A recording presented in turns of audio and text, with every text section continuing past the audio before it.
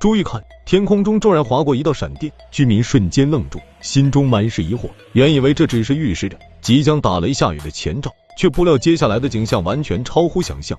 就在这时，一群鸟竟从天而降，如同被无形之力牵引，直接落入视野之中。这一幕既奇异又震撼，让人不禁猜想，难道这就是传说中的惊弓之鸟，因突如其来的声响而惊慌失措，失去了飞行的方向？还是这群鸟遭遇了不幸，真的被雷电击中，才落得如此下场？接下来这名男子也是非常疑惑，小汽车正常在路上行驶，突然一道闪电划过，一只大雁从天而降，这是怎么回事？难道是有道友在渡劫？这也太巧合了。几名男子在仓房中避雨，用手机记录这时刻。突然不远处的大树被闪电击中，树枝连同树皮一块落下，可见闪电的威力多么强悍。雷雨天气，小河中的水连同泥沙被雷电激起数米高，雷电的电幅很高，水中的泥沙落下后像是沸腾似的，久久不能平静。试想，若此雷电直接击中人体，后果将不堪设想，实在令人难以想象。